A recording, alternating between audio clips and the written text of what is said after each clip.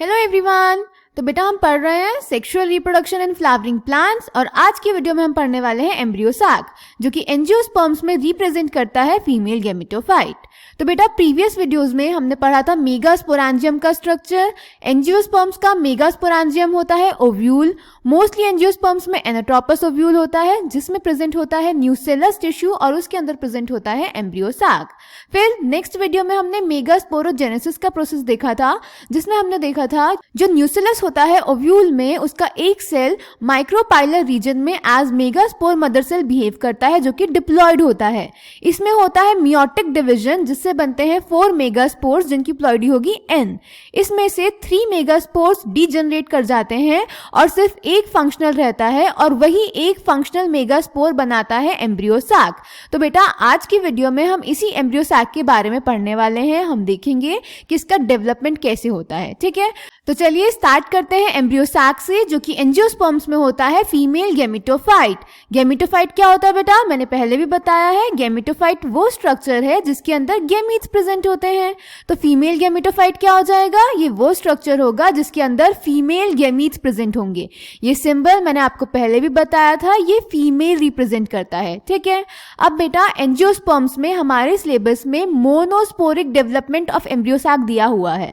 Monosporic development क्या होता है, मोनो मतलब 1, स्पोरिक स्पोर्स को रेफर कर रहा है। तो मोनोस्पोरिक डेवलपमेंट होता है जब एम्ब्रियो साक सिर्फ एक फंक्शनल मेगास्पोर से डेवलप करता है। तो ऐसे डेवलपमेंट को बेटा हम बोलते हैं monosporic development. Development of embryo sac from 1 functional megaspore which is formed after megasporogenesis. Megasporogenesis के बाद बनते हैं जिनमें से 3 डीजनरेट हो जाते हैं और 1 फंक्शनल होता है। उसी से जो एम्ब्रियो साक डेवलप होता है उस डेवलपमेंट को हम मोनोस्पोरिक डेवलपमेंट बोलते हैं।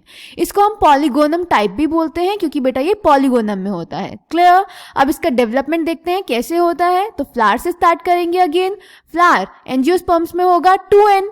देन फ्लावर में प्रेजेंट होगा female reproductive organ that is pistil with ploidy 2n, जिसमें प्रेजेंट होगी ओवरी विद 2n प्लॉइडी, जिसमें प्रेजेंट होता है megasporangium that is ovule with ploidy 2n। उसमें प्रेजेंट होता है nucellus tissue with ploidy 2n जिसका एक सेल माइक्रोपाइलर रीजन में बिहेव करता है as MMC। What is MMC, megaspore mother cell. अब तक आपको याद हो जाना चाहिए यहाँ तक। ठीक है, देन MMC की भी प्लॉइडी होती है 2n। इसमें होता है मियोसिस और बनते हैं 4 megaspores each having ploidy n। इसमें से 3 डीजनरेट हो जाते हैं। कौन से डीजनरेट होते हैं, एंटीपोडल की साइड वाले, और माइक्रोपाइल की साइड वाला एक फंक्शनल होता है।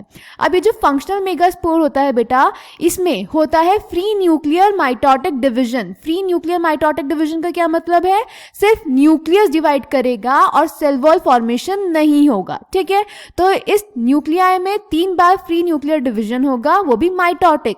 तो जब फर्स्ट माइटोटिक डिवीजन होगा तो 2 न्यूक्लिएट स्टेज हो जाएगी, फिर सेकेंड माइटोटिक डिवीजन के बाद 4 न्यूक्लिएट स्टेज हो जाएगी और थर्ड माइटोटिक डिवीजन के बाद 8 न्यूक्लिएट स्टेज हो जाएगी। ये कैसे हुआ, क्योंकि एक माइटोसिस से 2 नए सेल्स बनते हैं। तो एक न्यूक्लियस से 2 नए न्यूक्लियस बने, 2 से 4, 4 से 8। ठीक है, अब जब बेटा ये 8 न्यूक्लियाई बन जाएंगे एक मेगास्पोर के अंदर तो ये अरेंज होंगे चलाजल एंड पे, सेंटर में और माइक्रोपाइलर एंड में, और उसके बाद होगा इनमें सेल वॉल फॉर्मेशन। क्लियर, तो इन 8 न्यूक्लियाई में से 3 न्यूक्लियाई चले जाएंगे चलाजल एंड पे, 3 न्यूक्लियाई चले जाएंगे माइक्रोपाइलर एंड पे और 2 न्यूक्लियाई रहेंगे सेंटर में। क्लियर, तो इस तरह से चलाजल एंड पे 3 न्यूक्लियाई के चारों तरफ सेल वॉल बन जाएगी और 3 एंटीपोडल सेल्स बन जाएंगे each having ploidy n। Clear, then micropylar end पे भी 3 सेल्स बनेंगे, 2 synergids with ploidy n and 1 egg cell that is female gamete with ploidy n।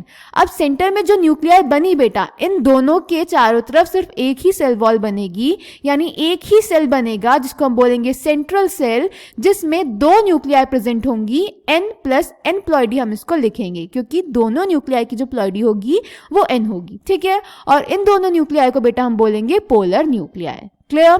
तो ये बना आपका एम्ब्रियो सैक। एम्ब्रियो सैक में मैंने बताया माइक्रोपाइलर एंड पे सिनर्जिड्स बनेंगे।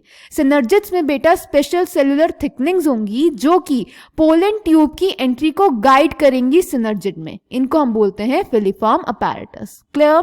तो ये है आपका एम्ब्रियो सैक फॉर्मेशन। अब देखो इस एम्ब्रियो सैक में सेल्स और न्यूक्लियाई काउंट करो। तो सबसे पहले अगर हम सेल्स काउंट करेंगे तो 3 एंटीपोडल सेल्स प्रेजेंट है चलोजल एंड पे, एक सेल है सेंट्रल सेल और 2 सेल्स है माइक्रोपाइलर एंड पे सिनर्जिड्स और एक सेल है एग सेल माइक्रोपाइलर एंड पे। तो टोटल सेल्स कितने हो जाएंगे? 3 + 1 + 1 + 2 दैट इज 7 सेल्ड।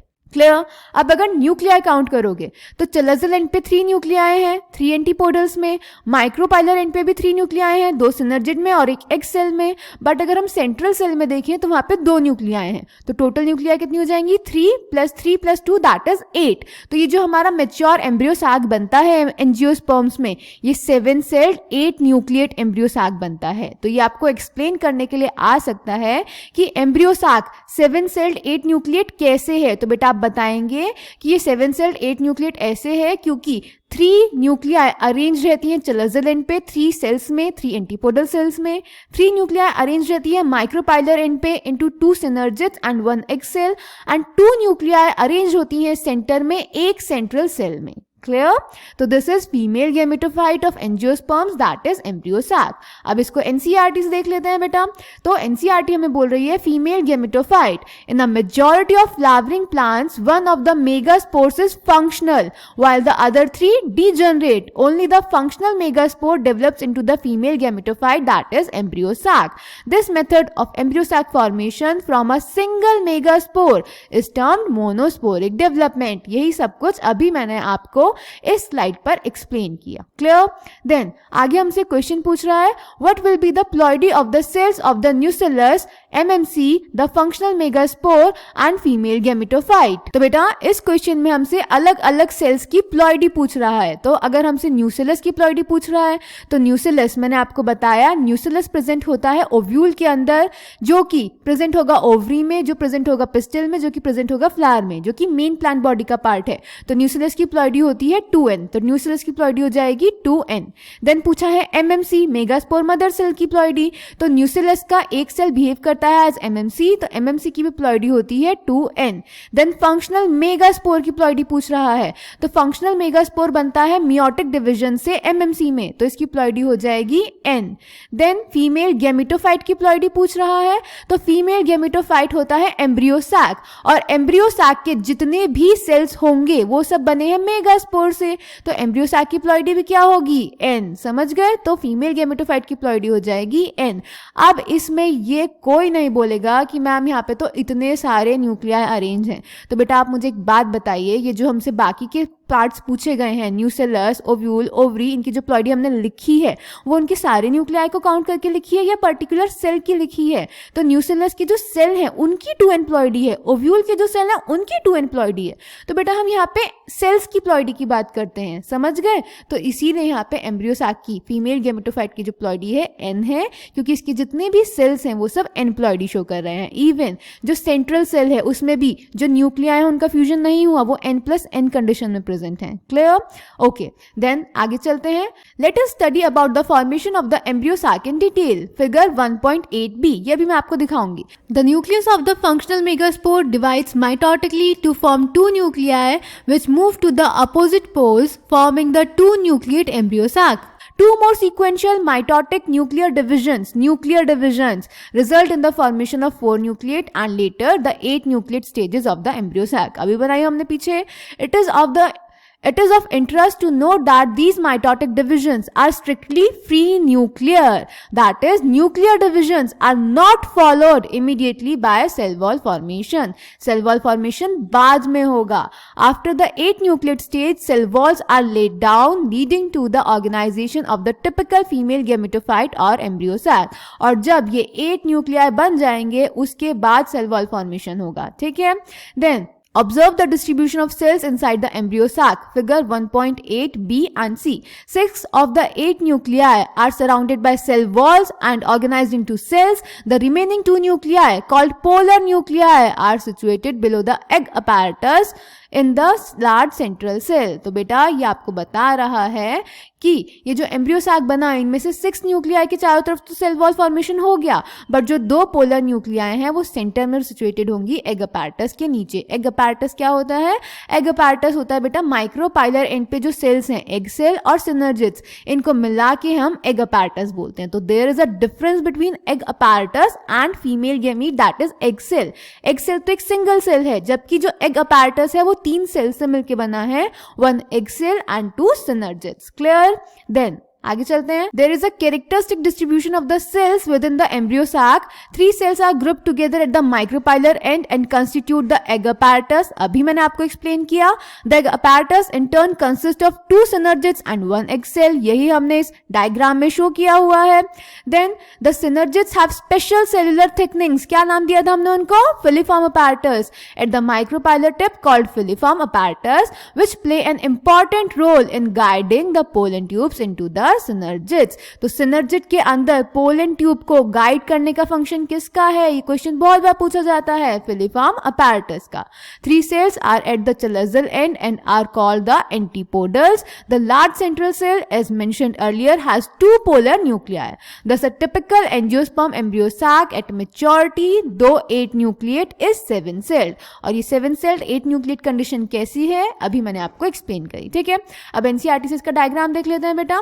तो एनसीईआरटी में हमें जो डायग्राम दिया है, ए डायग्राम हमें शो कर रहा है parts of the ovule showing a large megaspore mother cell, a dyad and a tetrad of megaspores. तो इस वाले डायग्राम में, ए डायग्राम में जो पहला फिगर है वो है मेगास्पोर मदर सेल का माइक्रोपाइलर एंड पे। ये मेगास्पोर मदर सेल कैसे बना? न्यूसेलस के सेल से, ठीक है।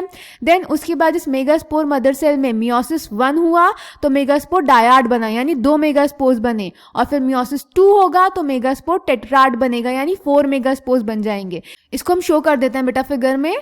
तो यहाँ पे बनाएंगे एरो दोनों जगह। फर्स्ट एरो पे लिख देंगे मियोसिस 1 और सेकंड एरो पे लिख देंगे मियोसिस 2। क्लियर? देन उसके बाद बी फिगर में आपको दिखाया गया है 2, 4 and 8 nucleate stages of embryo sac and a mature embryo sac. तो बी फिगर में आपको पहले न्यूक्लियाई ने फर्स्ट माइटोटिक डिवीजन शो किया तो 2 न्यूक्लियाई बनी, फिर उन्होंने माइटोटिक डिवीजन शो किया तो 4 बनी, और फिर 4 से 8 बनी थर्ड माइटोटिक डिवीजन के बाद। उसके बाद आपको दिखाया है एक एम्ब्रियो सैक जिसमें माइक्रोपाइलर एंड पे बनेंगे सिनर्जिड और एग सेल, जो कि मिला के बनाएंगे एग अपैरेटस। सेंट्रल सेल में प्रेजेंट होंगी 2 पोलर न्यूक्लियाई और चलेजल एंड पे प्रेजेंट होंगे 3 एंटीपोडल्स। देन सी डायग्राम आपको दिखाया गया बेटा, a diagrammatic representation of the mature embryo sac.